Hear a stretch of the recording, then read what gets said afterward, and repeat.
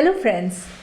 There was a boy who didn't do too well in school, and his parents wondered what would he do with his life. The boy met a mentor who discovered his talent and exploited it and made him one of the greatest person this world has seen. Yes, we are talking about our Bharat Ratna Sachin Tendulkar. Well, friends, success need not be excelling in academics.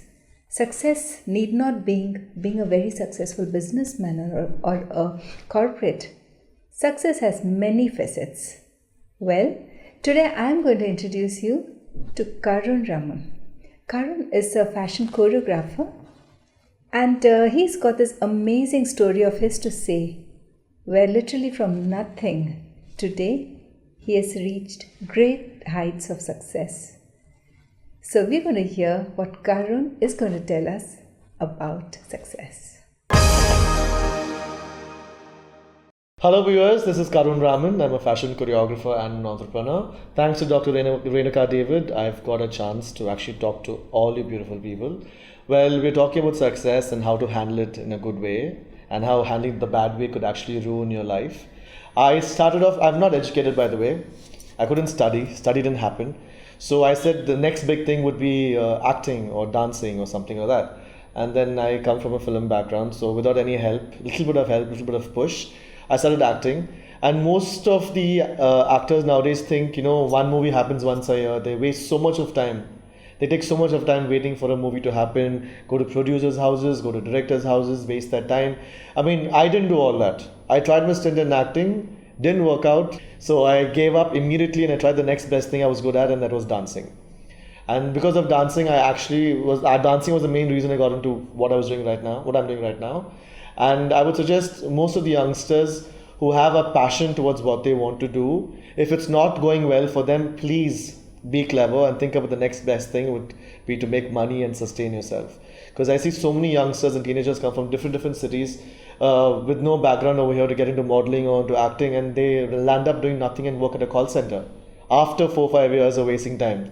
I suggest if you'd actually put all that thought in the beginning, you'll probably become at least a director or someone in the industry to at least be close to something what you wanted to do before.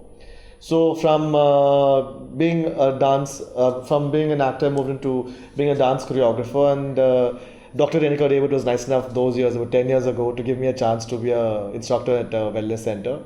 And from that it picked up and I moved to Europe. I started teaching dance all over America and all over Europe. I was the only Bollywood dancer. I started off dancing salsa and then I got into Bollywood.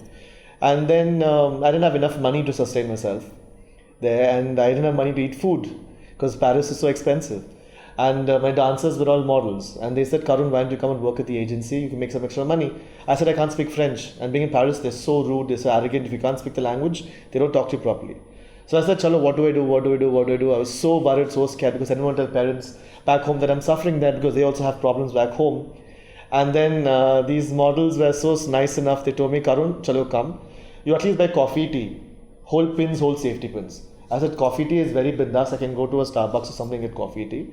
So I started buying coffee and tea, started noting phone numbers, started talking to people, learned a little bit of French here and there. And then I realized that my visa was getting expired, and that time nobody's going to help me out. That time I started working for Paris Fashion Week and so many of the fashion weeks, got a little bit of knowledge, then came back to Chennai. Didn't waste any time, caught hold of some friends, made them support me, made them say, Karun, I will be there for you. I got into it, and that was fashion. I got into runway, I started doing choreography, I started doing whatever came my way. I did not waste time. Every year I was doing something or the other, and I would suggest actually living in a place like Chennai, coming from another totally different city, being a Chennai boy, for me going on a plane was a big thing because I could never afford to fly anywhere in my life. And things changed from then, and now I can pretty much do what I can, but I never ever would misuse anything because I know how difficult every single rupee is. Because I love sweets, and those days I used to see all these pastries and all these chocolates, and I used to, oh God, I want to eat, and I see all these people dressed so fancy and going to clubs, and I didn't have money to do all that. I came back to Chennai, did some work, saved up some money, went back to Paris, went to all these places, ate what I want to, shopped where I wanted to, and I went to these clubs. See, that achievement itself gives, even if I come back home broke, it's okay. I did what I wanted to do. And I would suggest most of the kids follow that and don't waste time, be smart. And the biggest downfall which success can give you is to actually be a debtor. Because your lifestyle changes eventually.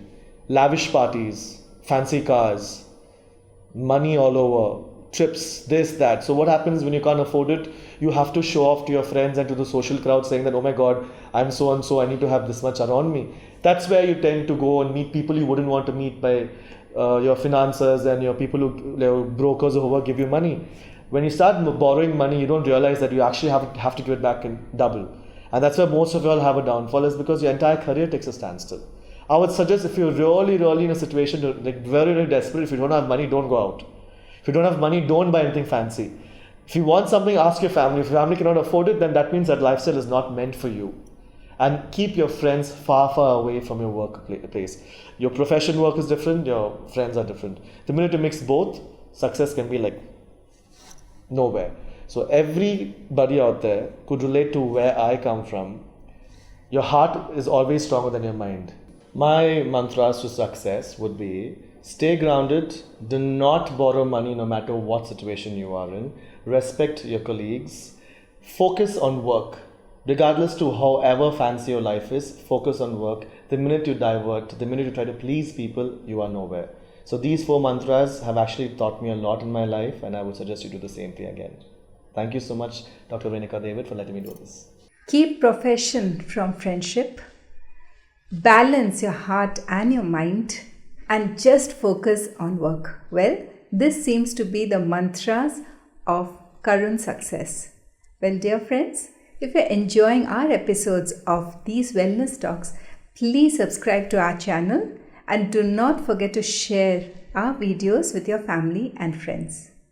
As usual, I'm going to end with one of my favorite quotes by Winston Churchill.